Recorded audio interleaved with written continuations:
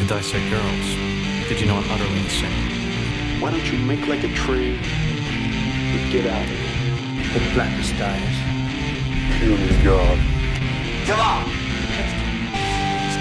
Make this asshole. You're terminated, fucker. Live or die, man. Roads? Well, we're going, we don't need roads. There can be only one. Kill you all. Goonies never say die. You call me Joker. As you can see, I'm not happy. Are you not entertained? This is friend. Happy trails, Hans.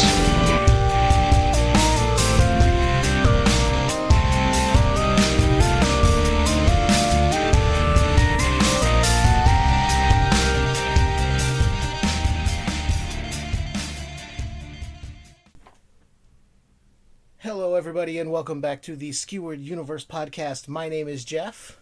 And I'm Leiann. And we're coming to you this week, and first off, I realize we haven't gotten you anything in a while. Keep calm. It's okay. We're here for you now.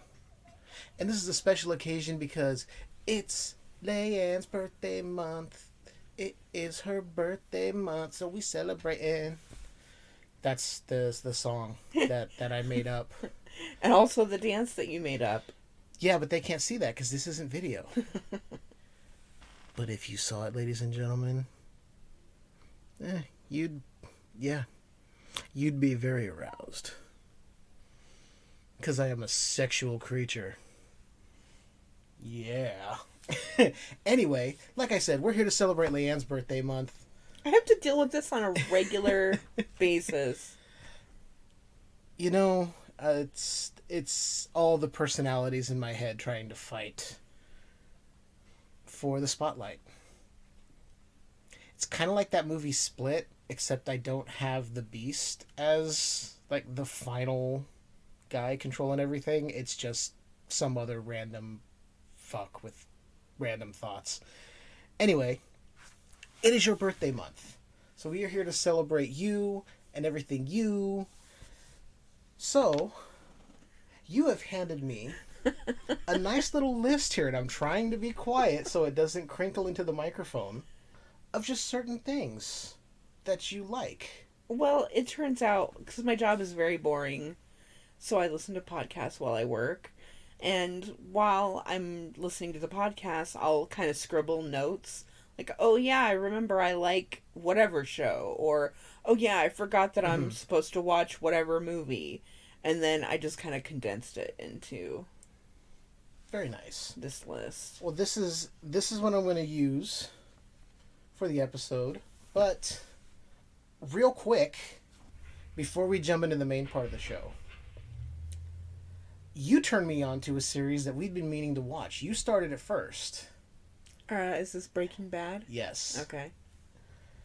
What are your thoughts on it so far? I like it. It's really good, right? It's really good. I mean, I don't know. I don't know what I was expecting, but it wasn't what I was expecting, but it is what I was expecting, but it's hard to explain. No, I understand. It's like you expect some things, but then some things you're not. Like, I didn't go into it thinking, because you kind of gave me some notice, like, look, it's not what you're expecting, but it kind of is in some ways. When I first heard about it, I thought, oh, it's just about a guy who gets cancer and has no way to make money, so he starts cooking and selling meth because he's a chemistry teacher. Okay, sounds pretty wacky, but I didn't watch it. Oh, it's so much more than that. Yeah, it's one of those shows that I happen to just kind of put on, and I started watching it, and I think, like, I was at, season 2, episode 4? Season 3, episode 4. Yeah. So I didn't even realize how far ahead I had gotten. I was like, you know what, Jeff, you might want to watch this. Yeah, it's actually really good, and I have to say, I posted on Facebook that I was on the side of the Walter White character.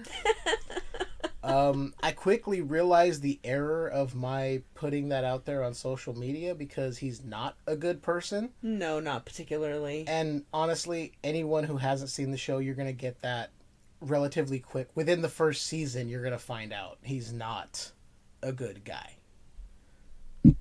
I think the only truly good person in the show so far is Walter Jr., his son. Like, the only person who isn't corrupted in any way by anything. Yeah. Yeah. I don't think there's anything else that we've checked out, is there? There's stuff I've checked. Well, I made you watch The Other Boleyn Girl. Oh, that's right. Oh, I don't think we've recorded since we watched that. No. I was watching it and because it's really good. And you were like, no, this chick I used to work with, that's all she'd talk about. She'd watch it like 5 times a day and I'm just not going to watch it. It sounds like bullshit. And I was like, okay, well, how about this? I'm going to put it on and if you like it, you like it. If you don't, you don't. You liked it. It's actually a really good movie. Now, keep in mind, the fact that I criticize somebody for watching the same movie repeatedly is coming from the guy who has watched The Dark Knight so many goddamn times that I know all the beats in the movie, all the lines in the movie. I don't have to... So the fact that I criticize somebody for doing that is pretty stupid. I realize it. But it was because at the time I thought, oh, it's one of those stupid girly dramas, Other Boleyn Girl. It's really not. It's fucked up. It's about betrayal. It's a fucked up movie. It's fantastic. It's about betrayal and horny king who can't keep it in his fucking pants and fucks anything that gets near him, basically. And the acting is amazing. I mean, Scarlett Johansson, Natalie Portman, Eric Bana. I'm forgetting who else. I don't think they were big names. I'm not going to go looking it up, but... Oh, but I can, because I have my Letterboxd open, and it would show me the cast list if I go there. Because, yes, I added The Other Boleyn Girl to my Letterboxd, showing that I watched it. What else? Oh, Mark Rylance, who played the father...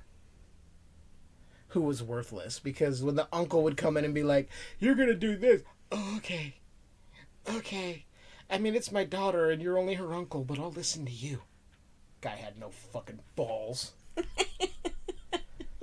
Oh, let's not forget Benedict Cumberbatch in an early role that I didn't realize. I never knew he was in this movie. And me and you, we took his character completely different ways. I took his character as... he didn't want to do what they were telling him to do, but he had to because otherwise they might... kill him. Yeah. Dispatch of him in a most horrific manner. I took it as he was completely spineless and he was doing it just to make his life better. And I can see that, but then there's a look later on when he's back that he gives when he's standing there, like... it's almost a look of apology. There's a look of apology in his eyes. I took it as, like, look, I'm sorry this is what happened. You know I had no other way. I wouldn't have been able to stand up to these guys. They'd have had me killed and they'd have done whatever with you. I took it as, I'm sorry that this happened, but gosh, I really wanted to better my life. Sorry about that. I refuse to believe it because the man is Dr. fucking Strange. But no, that character, I think it's good that we both can take two different views on the character. I was trying to find the right word there. And yet we're not arguing. It's like, well, I saw it as this, I saw it as that. Overall, it was a good movie. We also watched, I watched Everything Must Go. You had me watch clips of it because you were like, you basically were like, look, you're not going to want to sit through this whole thing, so I'm going to show you the good parts and give you the rundown of what the movie is. And I appreciate that, because I don't think I would want to see. Yeah, it wasn't what I thought it was going to be. Not that I thought it was going to be, a happy, cheerful, dorky, funny, silly, happy, whatever. But I also didn't expect it to just be about a guy who's an alcoholic who lives on his lawn. I mean, there's more to it than that, but I thought it would be more than that, and it's not my thing. Yeah, it had moments of humor, but I will say this, it's another movie where Will Ferrell gets to do some dramatic acting, and he shows that he can actually do it. He can, yeah, definitely. I mean, is it interesting? Not particularly, but he... Comedy that we all know him for so well right after. Well, I did like him in that movie with him, it was him and Maggie Gyllenhaal. Oh, what was that? I can't think of what it's called. Stranger Than Fiction? Yes. Yes. I liked that movie. My brain wanted to say adaptation, and I'm like, no, that's a Nick Cage thing. But yeah, Stranger Than Fiction, which you had me watch that too, but that was a long time ago. And then I also watched Dark Skies. Oh, you did watch it. Mm-hmm. Oh no, you told me that you watched that one. Don't worry, I'll cut that out. It's okay. I don't care. Okay, we're leaving it in. Yeah, I did watch it. I think you told me about that and I forgot, and that was a while back. Because I think it's J.K. Simmons was the guy that you said was like the expert they consulted regarding aliens or something like that. I don't know actor names, so. J. Jonah Jameson from the Tobey Maguire Spider-Man movies. Yes, yeah. Yeah. Yeah, it was a good movie. A lot of people have their specific horror genres that they like you like slasher movies. Or, some people like paranormal. For me, it's aliens. I love, alien abduction movies. Yeah. They scare me. They're creepy. Yeah. You had me watch Fire in the Sky. And it's fine up until you get to that last act of the film. And you're just like, ugh. Ugh. Yeah. Yeah. You are definitely an alien abduction girl. Yeah. Is there anything else you would like to share with us that you've seen or... No, but sometimes you get to talking about YouTube channels that you like to watch, but yes. I never really talk about the ones I like. Open mic. Go right ahead. Brandy TV. Oh my god. She is so funny. So funny. She basically likes to eat edibles and then do makeup. But crazy makeup. And things always go wrong. She's never fully prepared. It's hilarious. She gets her husband Dan involved. It's hilarious. They have a funny dynamic. And by makeup, she means tutorials for creating this is a Christmas tree makeup. Yeah, she'll make herself into a Christmas tree. Or the puppet from Saw. Yeah. Or Chucky from Child's Play. Things like this, and it never... I think there's maybe been one that kind of got close. I think one time she was a snow globe.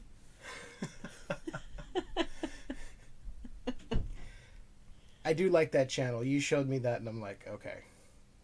Actually, we learned about that from Lee. Yes. Our friend Lee, yes. She turned us on to that, and you got into it more than I did. Yeah.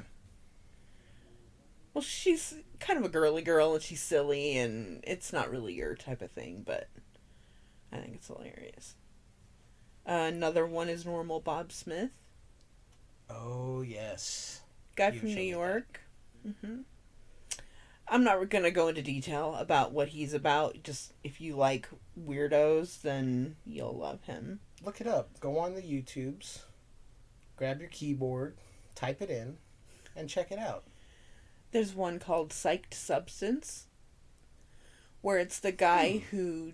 tells you how to do drugs safely. Oh, is this the guy that you showed me one time, I believe? Yeah. Okay. I didn't realize that was the name of the channel, but yeah, that was very informative and interesting. Yeah. He's very informative. he basically tells you about the drug, tells you how to test it to make sure it's what it's supposed to be, which is very important, and then he tries it and gives you like a clinical rundown of what he's experiencing. See, that's actually cool, because if anyone's is thinking about doing, was it DMT or anything like that, they can at least go there and get the information. Yeah. That's awesome. Yeah. Another one is Struthless. He is basically he's an artist, but he kind of does these like motivational type videos of how to get your creativity back, or how to deal with being a recovering addict, or how to deal with certain types of projects, and he draws. Okay. And I think he's a musician too. I think you might have shown me that one too, but I'm not 100% certain. Yeah, I'm not sure. Another one is Refuge from Narcissism. This guy grew up with a narcissist mom, and so he's basically out to tell people about narcissists and helps you deal with them, and people sometimes will send him emails with audio recordings, and he plays the audio recordings of these narcissists. Which that's like a narcissist's worst nightmare, is right, like getting a recording of everything they're saying so you can prove that they're wrong. Yeah, that's fun. That sounds amazing. And then also Bailey Sarian. She does the makeup and makeup and murders. Oh, like the true crime. Okay, I've overheard you listening to that. Yeah, she does her makeup, but then she tells you about. That's actually a kind of a different niche. Yeah. To follow, because if somebody likes both of those things, they'd be like, "Oh, there's a makeup tutorial, and I get a true crime murder story. Awesome." Yeah, I'm not big That's into makeup tutorials, but I like hearing her tell these stories. Yeah, I've noticed you don't really watch the video too much. You're more listening. Yeah. You'll be listening to it and playing a game on your Switch, keeping your people alive through the apocalypse.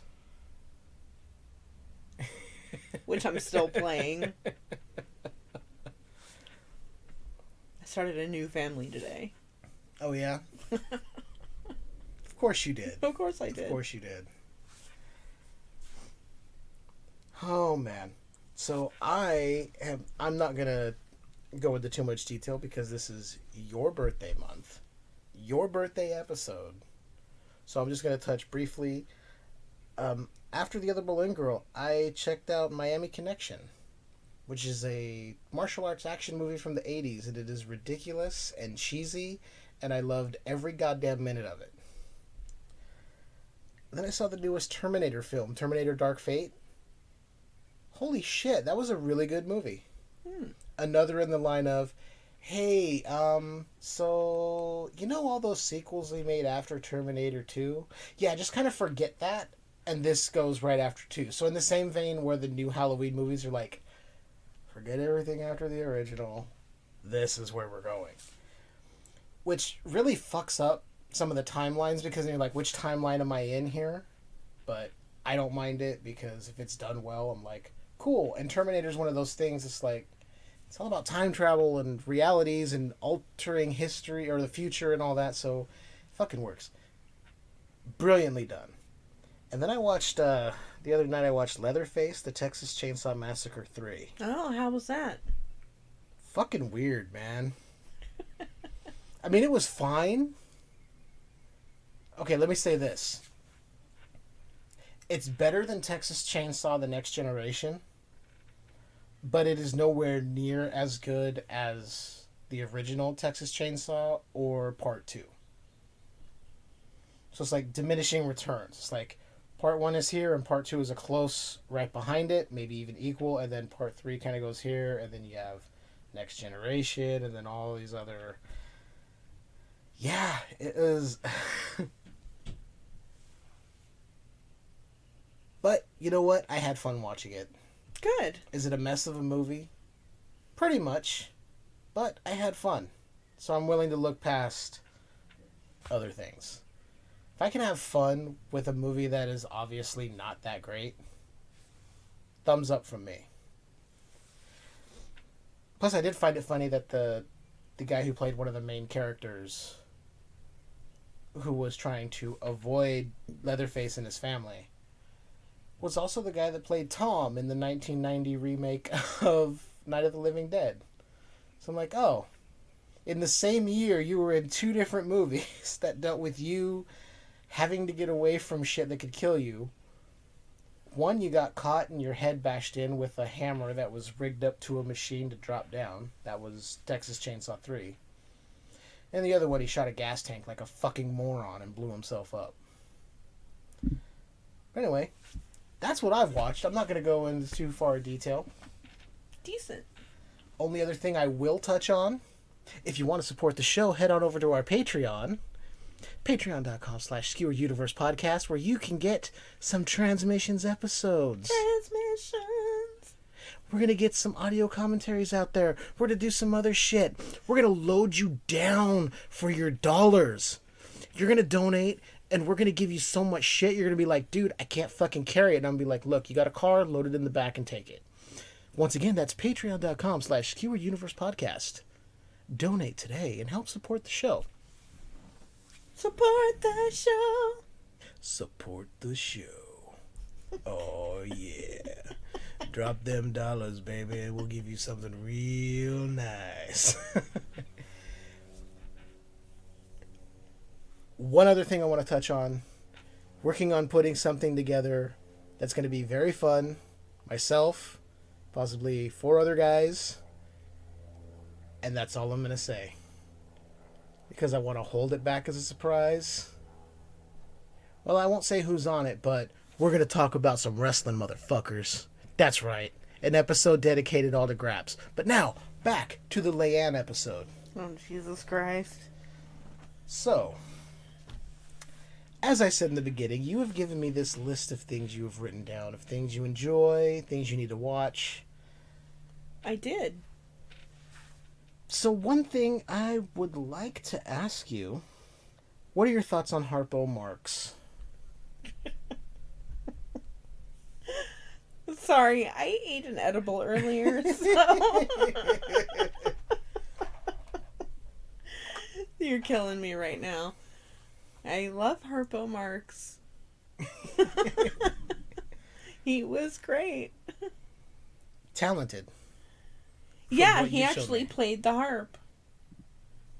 Beautifully, actually. He was a Libra. I did not know that. He was the quiet one. I did know that. Hilarious. I don't know what kind of comedy that falls under, but I like that comedy. Harpo Marx. I don't know if you would consider it slapstick because it's kind of him. I don't know. Yeah. I like it.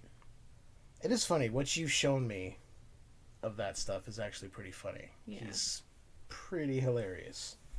I kind of like the old-timey humor stuff. Like Red Skelton. Mm-hmm.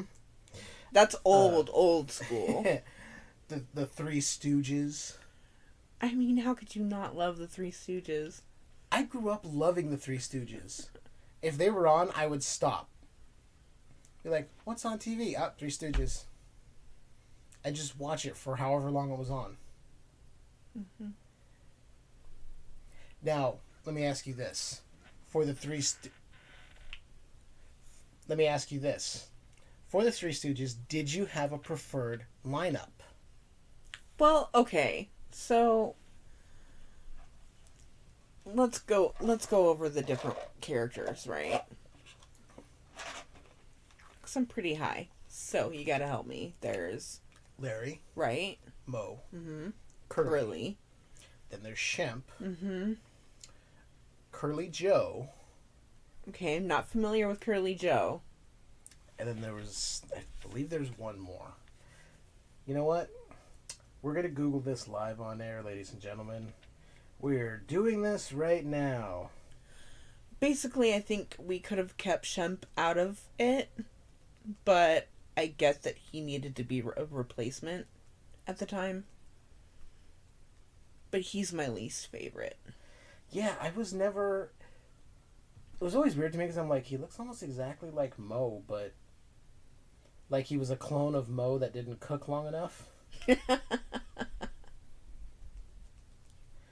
Okay. So here we go. We had... Wow, they don't even have Mo listed on this. Is that IMDb? No, I just Googled and they give 5. There's 6 members. There were 6 members altogether. So there was Larry, Mo, and Curly Howard. Then there was Shemp Howard, Curly Joe Dorita, and then Joe Besser. Okay. So I don't know, those last 2 guys there in the images, I don't know if you remember seeing them. Vaguely. Yeah, Vaguely. me too. I'd watch those and I'm like, who are these guys? Where's Curly? I want Curly. Yeah. Okay, so I think we both are pretty much on the same page with our Three Stooges preferences, but I wanted to find out if you had a preferred lineup, because I know so many people are like... My favorite is Larry. I have a crush on him. Oh, Larry. It's always... He was... Always hijinks. Curly was I don't know what, and Larry was Larry. Always something going on. But just so funny. Yeah. So I think, kind of along with what you wrote down, Carol Channing. I love Carol Channing. Oh my god. How could you not? Wait, Especially in Alice in Wonderland. you saw that too? Jam tomorrow, jam yesterday, but never ever jam today. Oh my god, I thought I was one of the only kids that saw that growing up. No, it was fucked. It was so fucked. Oh my god, it screwed me up, the Jabberwocky and all that. Right? It was horrifying. But yeah, I remember that and I was like, oh, Carol Channing, okay. That was my first exposure to Carol Channing. Oh my god, I never knew you had seen that. Yeah. She was also on Red Skelton, too. That makes a lot of sense. So I think Red Skelton was also in that... Why did I almost say Wizard of Oz? Alice in Wonderland. I have no idea. I refuse to watch it as an adult. I think I tried and I was more annoyed by, like, Scott Baio showing up. So I'm like, oh, you're a jack-off now. So many randos. Like, I can't even... You know what? We're not going to go down that rabbit hole. We'll save that for another time.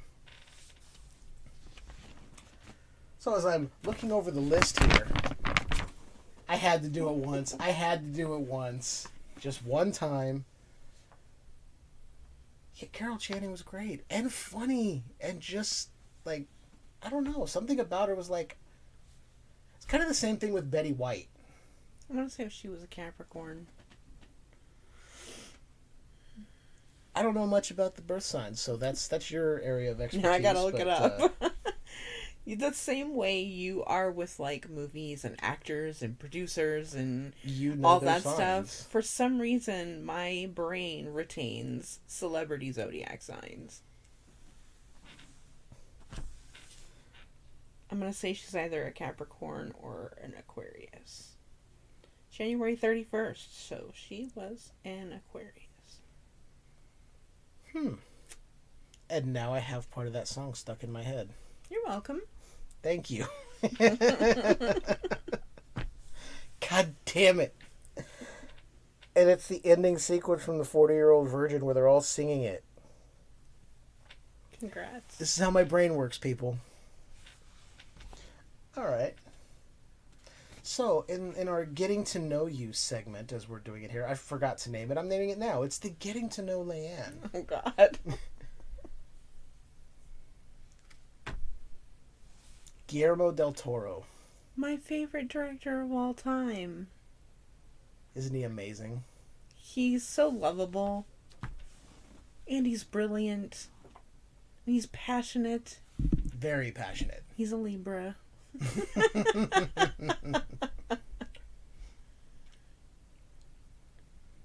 He's great. He is. Do you know the first movie of his you saw where you were like, oh my god? The first... No. I'm too high to remember the title of it. It's with the little boy. The Devil's Backbone. Yeah, but it was such a long time ago that I don't really remember what happens in it. We watched it maybe, I think, during the height of the pandemic or just before. Because I had never seen it. I think I fell asleep. Yeah. Because I got you that Del Toro box set that is beautiful. You've gotten me books. Mm-hmm. You've gotten me an action figure. Yes, you have a Del Toro action figure. He came with a journal. I mean, give me a break. And he's so chubby and cute in his action figure form. Yeah.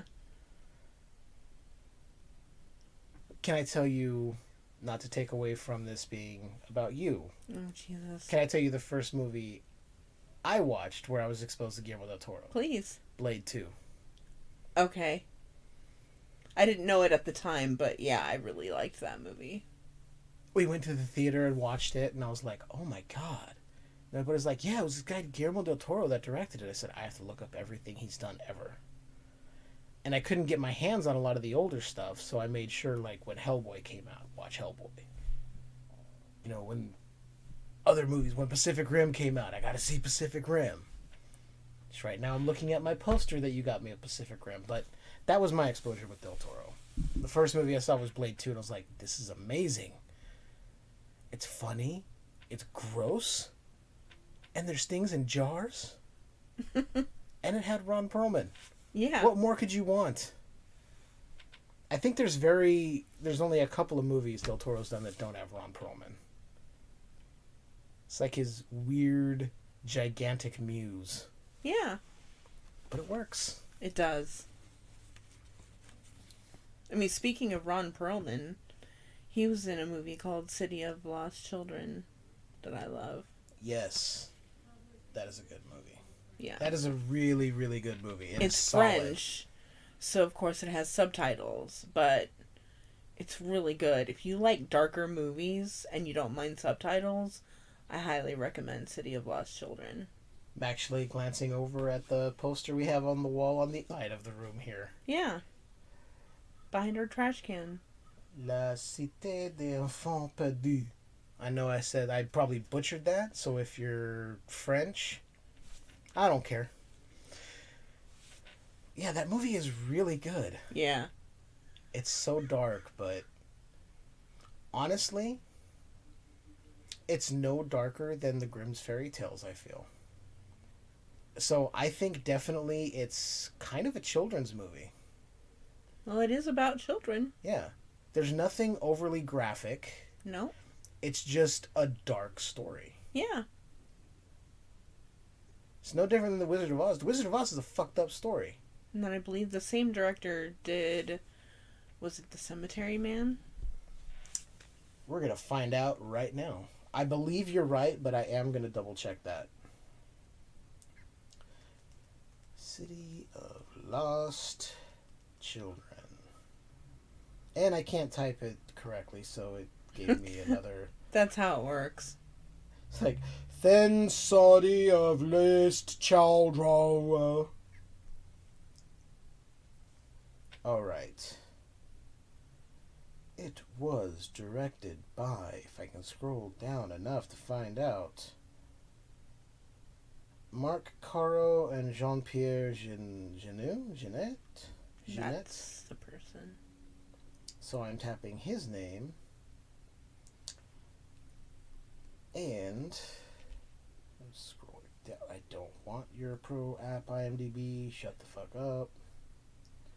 I am not seeing Cemetery Man in here. He did direct Alien Resurrection in 97, Amelie, and a movie from 1991 called Delicatessen. I might be thinking about the actor that was in it, because I know he was in it. He was in both. If I remember, I think Cemetery Man was one of the first movies you had me watch. that you really liked. Yeah. Here we go. Francois. This guy. Well, I think he was in both. Francois Haji Lazaro. I probably butchered that, but he's French. I don't know French. I'm actually going to find out right now for you. Anyway, I was just saying that because Cemetery Man was really good, and I remember there was some kind of connection. I am looking... Yep, you're right. There he is. Billed as Killer. Mm-hmm. So I think he was the guy that was helping the main... Wasn't he, like, part of the main dude's crew? I don't want to say crew, because then it sounds like it's some kind of gangster film. It's... Well, he was a bad guy. He was Yeah. a part of the bad guy crew. Yeah. A lot of bad people in that movie. Yeah. But then there's also some really good people. And an adorable baby. And, like you said, Ron Perlman. Yeah, he was really good. How could you not love Ron Perlman in that? He's just a big sweetheart in that movie, trying to help. All he cares about is brother. Yep. Alright. So, I want to touch on a couple other things here that I thought were really interesting. Labyrinth and The Dark Crystal. Now, the reason I mentioned those both at the same time is for me they kind of go hand in hand. I grew up dark with both. fantasy. It's so weird. Yeah. You would have thought I would have seen either one, but no. So the reason I loved it so much, because they're basically both kind of fucked up. Mm-hmm. And when I was a child, I liked fucked up things. And those were, you know, acceptable things to be fucked up about, you know. Mm-hmm. Okay. Yeah, both are very, very dark. One has David Bowie's crotch. The other has a Skeksis crumbling into non-existence. Terrified me as a child. I could see that be... Yeah, I probably wouldn't have watched either of those films as a kid. As I told you, I hid around the side of the TV when Gremlins was on. Mm-hmm. My parents rented it. It got to the cocoon hatching scene, and my 6 or 7-year-old ass went nope and scurried around the side of the TV. And see, when I was about So- that age, I was totally into Nightmare on Elm Street. Oh, really? Mm-hmm. So you are definitely a Freddy girl. Yeah. For sure. I mean, I look around here, I can see there's a magnet of Freddy, you have action figures of Freddy, stuff that I've got you, stuff that you've already had. I have a book when we went to that one con, and I bought this guy who wrote books in that realm. In that universe. Yeah. Yeah. And then you showed me the pro wrestling dream, that nightmare that happened in that book. I was like, you gotta read this. It was appreciated. Yeah. Unless it was, oh, those are kind of dark and scary, but yet I was allowed to watch Rambo and Chuck Norris movies with my dad, so I don't know. Alright, so going down this list, there's a lot of stuff on here. You have a lot. You're a very interesting person. Okay. You have a lot of interests here. I also don't take compliments well, so thanks. I know. Clash of the Titans. Yeah, that's a badass movie. You showed it to me, I think, last year or the year before. Oh my god. Another one I didn't grow up with. Yeah, I totally grew up with it. Oh, what was the owl's name? I forgot. Bubo? Bebo? Bubo? Bleep bloop? Blop bloop? Pretty sure it's Bubo. I think you're right. You've seen it more than I have.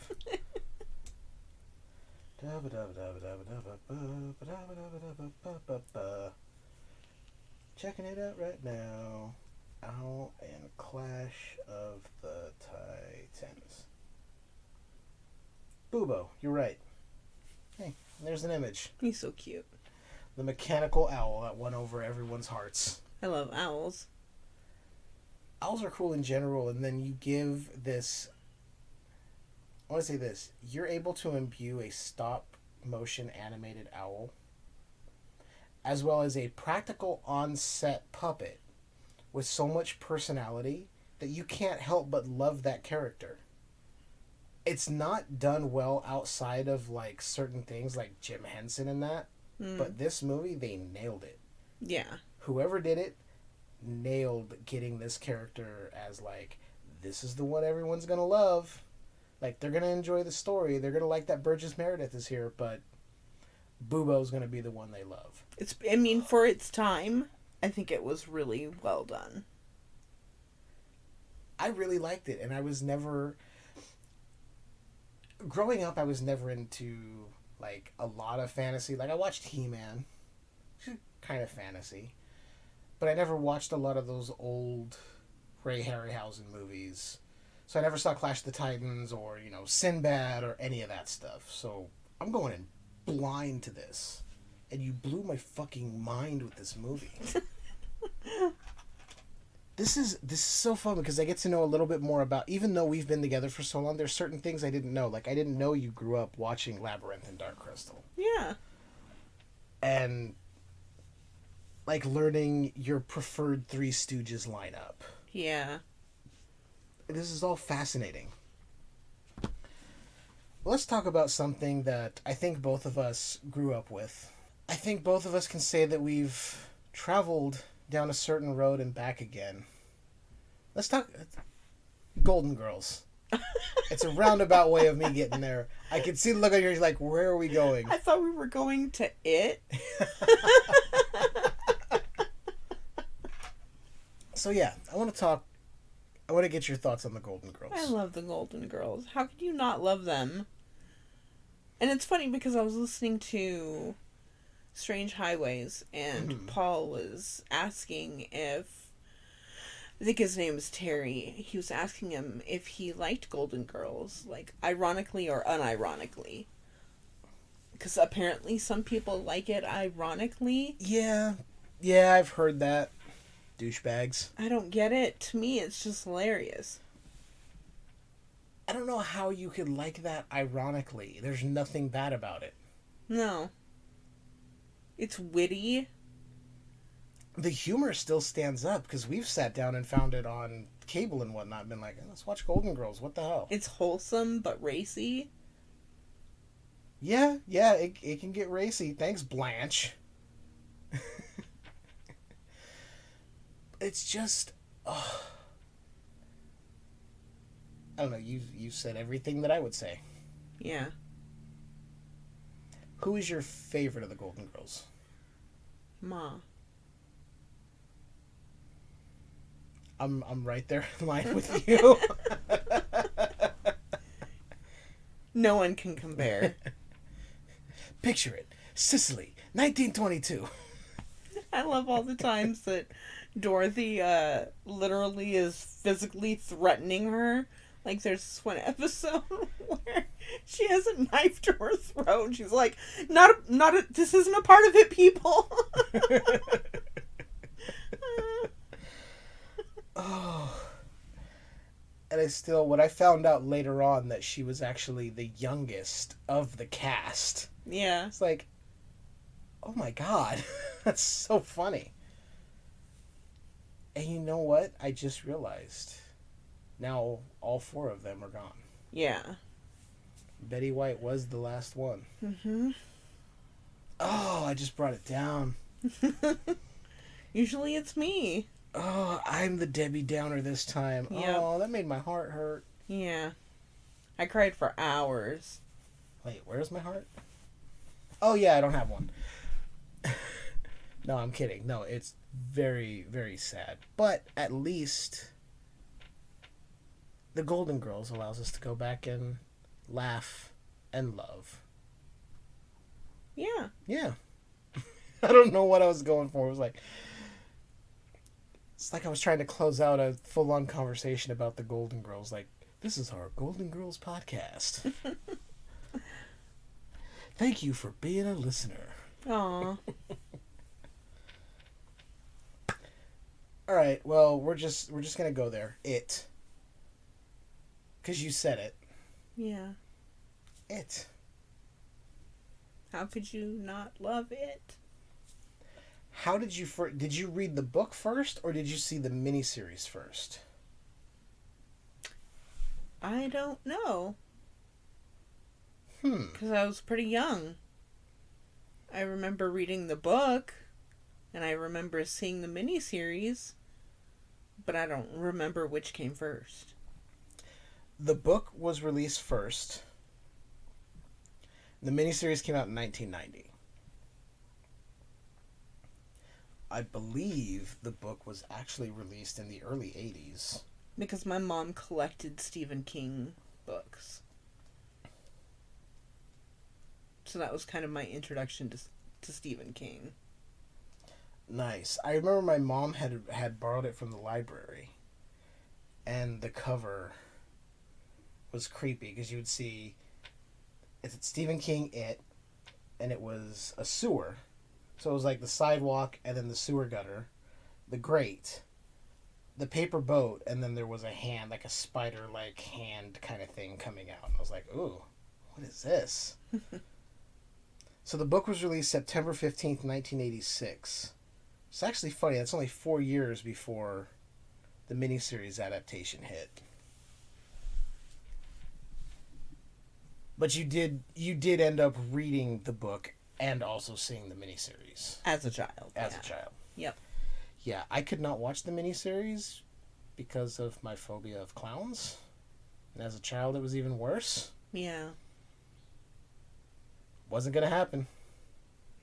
So I watched it, I think I watched it a couple years later, but I was like, yeah, I can do this now.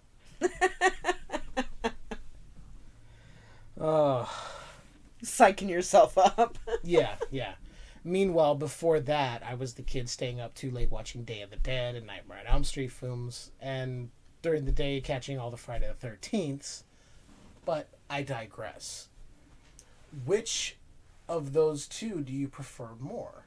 The book or the miniseries? I prefer the book. Okay. Just because the miniseries leaves so much. It can only put so much in. Right. For viewership reasons. So, no. Go with the book. But, be prepared for trigger warnings in it. Yeah, there's a lot of language that could be and offensive. Child sex. So. I wasn't going to go there, but yeah. There is the child orgy. Yeah.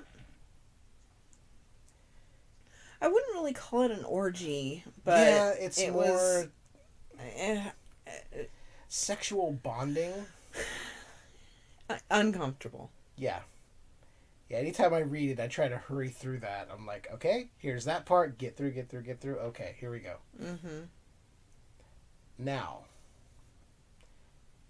you've seen both of the theatrical adaptations of it, Chapter 1 and Chapter 2. Yeah. Do you prefer those or the miniseries? I always prefer the miniseries. It's soothing for me. It's like if I can't think of anything to put on and maybe I want to go to sleep, I might put on it. Do you have Prince Albert in a can? Well, you better let him out. Ha ha, ha ha, ha ha. I always love that part in the library with Richie. I also prefer the miniseries. Not that it's about me, but I'm just chiming in here. I also prefer the miniseries over the two movies. And that's not knocking those movies. They're good. They did a lot right, but there's still, there's a few issues here and there, but other than that, I enjoy them. I still go back to them, but I'll go back to the miniseries before. Yeah. Are there other Stephen King movies or books that you like, as well as it, that you know of? Not off the top of my head. Okay. I've only seen movies, I think. you've seen The Shining. Yes. Would you be willing to read The Shining to see how it compares to the movie? Yes. Okay. Just a lot of times people go, well, I've seen the movie, why would I need to read the book? Oh no, the books usually contain more because, and the reason I say that is because there are things that the book conveys, like thoughts a certain character is having or feeling. You can't convey that in a movie or show. Right. And I will tell you this. The Stephen King novel and the Stanley Kubrick adaptation of for the film go in completely different territories. So there are things that don't happen in the book that happen in the movie and vice versa. So just a heads up, you're going to be like, this doesn't go anything like the movie. I've heard some people say that and they're like, well, the book wasn't that good because it didn't follow the movie. It's like, well, the book came first. And then Kubrick adapted it and made his own changes. It's typically what happens with an adaptation. Anyway, I'm getting off on a rant here. I didn't want to do that. So we've been going for about 52 minutes here. I want to ask you about one more thing here. Shoot. We'll do one more. Okay. When did you get exposed to the Twilight Zone? And how important is it to you? My mom watched it when I was a kid. Okay. So it was always on in the background. Okay. That's basically it. So like comfort food. Sure. Do you have favorite episodes? I really like... They don't like this episode on Strange Highways. It's the one with, I want to say her name is Carol Burnett. And she's visited by an angel. Yes, I've seen that one. I like that one a lot. I think it's one of the more lighthearted episodes. It's not so, like, a lot of them can get, like, dark or grim or just like, no matter what they do, they're still going to be in this shitty situation. Well, I think with the Strange Highways, they were saying that it was done before. Because there was an episode, literally, exact same premise. Oh, and okay. They were like, this role is way too small for Carol Burnett. Huh. Okay. And see, I don't know anything about Carol Burnett's career at that time. So when I saw her, I was like, oh, it's Carol Burnett. Okay, let's see. She was funny. Because it was one of the more, like I said, it was one of the more funny episodes. But I digress. You're supposed to be telling us, not me. Oh my god. You can talk about whatever you want. Is there do you know if there's a certain season of the Twilight Zone you prefer over others, or is it all pretty much just give it all to me, shoot it in my veins, I want it now? Yeah. You nailed it. Okay. Have you seen any of the later versions of the Twilight Zone, like the 80s redo? No. Or the 90s? No. I don't Okay. think so. I don't think so. I saw the movie. Oh, the movie's fun. With the exception of the really dark aspect of it that looms over it anytime I watch. I'm not going to get into that, though. People know the story of the Twilight Zone movie. If not, Google it. I'm not going to recount the history here. Now, real quick, along with the Twilight Zone, you mentioned that there's a book that you've been wanting to read that has to do with the Twilight Zone in a roundabout manner. I think it's called As I Knew Him? Yes. Okay. Yeah. I believe, correct me if I'm wrong, it's written by Rod Serling's daughter. Yeah, I think so. An account of her life growing up with him and what he was like not in his Twilight Zone character. Yeah. Paul actually suggested it. Really? Yeah. Huh, okay. That's interesting, because, like, all I knew of Rod Serling was, oh, he hosted The Twilight Zone, and then he had Night Gallery. I don't know anything else. Yeah. That's interesting. So that's definitely in my wish list. Well, let me say this. When you get a chance to read it, or start to read it, if there's anything you want to share next time, or, well, not next time, but when you get a chance to get and start reading it, if you want to talk about it on the show, we can totally do that. I also want to talk about the Grimm stories. Yes, that too. We will make sure that we have time cut out for the Grimm stories. And if you want to talk about the Rod Serling book. Yeah. Yeah. I think this has been kind of fun getting to know you. I mean, not so much for me, although there's little things, but our listeners, they don't know a lot about you. Yeah. Shit, they know a lot about me because I'm posting all over the place. I love wrestling. I love this. Body slam. Meh. They don't know a lot about you. They want to know about you. They need to know about you. Even my closest friends want to get to know me. And all I can imagine is they're like, I want to get to know you more. And you're like, yeah, don't you want it? Don't you want it? Don't you want it? And then I wonder why they cry and run away. Oh, man. Well, this has been fun. I enjoyed this. This is our little tribute to Leiann for her birthday episode. Do you want to say maybe how we met? Oh, do we want to go into that? We could. You messaged me on a dating website. Mm-hmm. I can't remember the name of the dating website right off the top of my head. Plentyoffish.com. Plentyoffish.com, that's it. Okay. That was an interesting email to get. You're like, oh, hey, saw your picture. I want to talk. Is that what I did? It was something like that. Or you're like, hey, I think you're cute. Would you want to talk? Or something like that. I was like, hey, you're pretty cute too. Yeah, we could totally chat sometime. And then you were like, call me. I'm like, I'm in the middle of making dinner. Call me. Like, oh my God. Because I think we had a conversation via email going, and then you're like, just call me. I don't like talking on the phone. So the fact that I wanted to talk to you on the phone was a big deal, and the fact that I was giving you my phone number was a big deal. Mm-hmm. I'm usually the aggressor.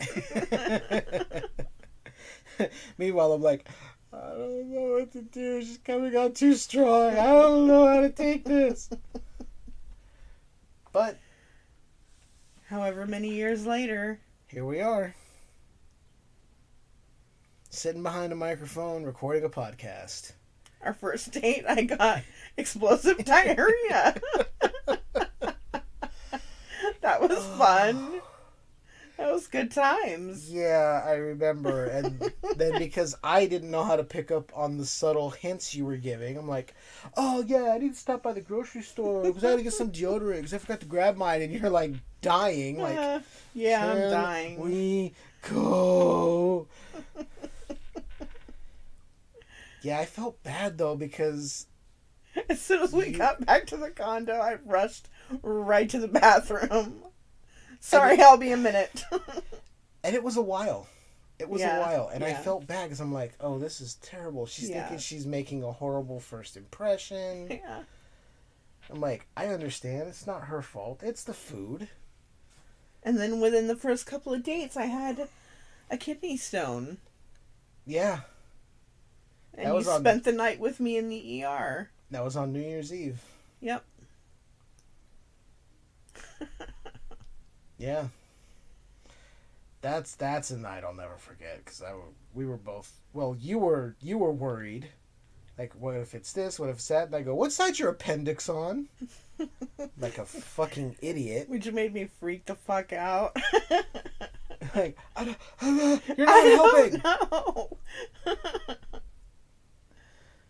And then I remember we were in such a rush to get out of there and get you over to the ER that I left a bowl of milk on the counter. And when we got back, you were like, did you leave this on the counter? I'm like, yeah, I figured it'd be fine. You're like, the cats can't have dairy. It's like, I didn't know. Like, it makes them violently sick. Yeah, that's been my experience. Yeah. Cats get diarrhea. Yeah, you're like, they'll get diarrhea. I'm like, oh no. Oh no. Luckily it didn't happen, as far to my knowledge, but yeah, we've had some interesting times. Yeah. Well, hopefully the listeners have enjoyed getting to know you as much as I have. Cool. Not to make it sappy or anything, but you know, it's your birthday month. I know. This is all about you. I'm 42 now. Yes. I feel really old. I felt really old at 32. Well, you win. I'm kidding, of course. No, I just feel like 42. Ugh, fuck. Like, okay, it's all downhill from here now, right? As fast as time is going, it's like, before we know it, it's like, hey, welcome back. It's we're both 65 now, and we're gonna talk about Friday the 13th. Jason is a little whippersnapper. We're such optimists. Oh yeah, I don't plan on this thing going that far. I don't even know if I'm gonna make it to 65. Shit.